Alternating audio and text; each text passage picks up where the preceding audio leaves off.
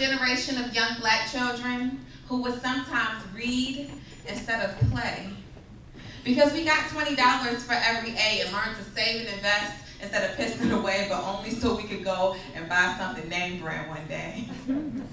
See, we're just as materialistic as the homie with the bling bling, but we turn our nose up at him because we did the right things to get our things. In the times of trouble, daddy pulled the right strings, so it was no thing.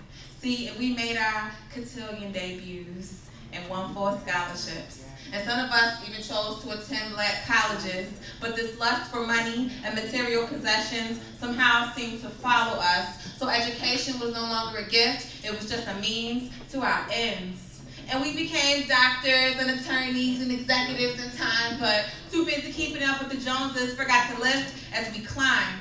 So when we reached our height of heights, we kicked the ladder from under us and it dropped and scattered on the bones of the ones who had gone up to the mountaintop.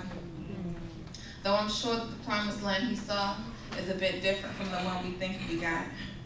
So oblivious to the real struggles that face our people and well adjusted to injustice, we exchange the fight for equal opportunity, for the chance for equal gain, and separate ourselves from other blacks and somehow maintain this image of superiority. And surely we must think that things like institutional racism don't apply to us.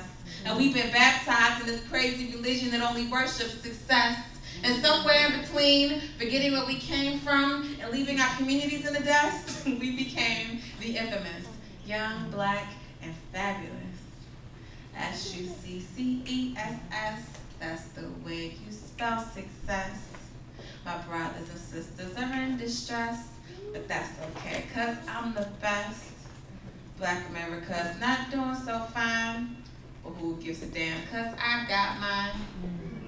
Now it's like, we're 40 out of 400 slaves on a slave ship that's 500 years past the Middle Passage, but we were the 10th that was talented enough to go work for the captain.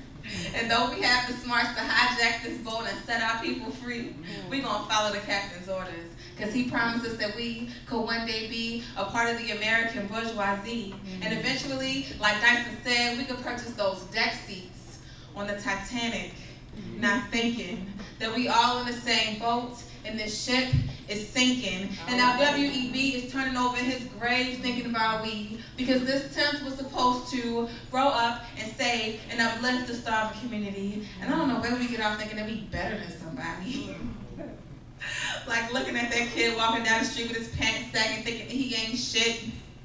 Not knowing that this kid has straight A's and could find the cure for cancer if he only got a scholarship. And not caring that he's the only of his 5 brothers who doesn't think the gangbanging is cool, but he's going to end up just like them if he can't go away to school. So will we sign that UNCF check? Well, only because we know that having our name in the book is tight. And we're not active in our frats and sororities, because who needs to do service when you already have the network, right? Right. See, but the thing is, if we must go through all of this, we have to do it with purpose. See, the problem with the young, black, and fabulous is not really insecurities, but but just like Dr. West said, we got so caught up in being successful that we forgot to be great. Peace.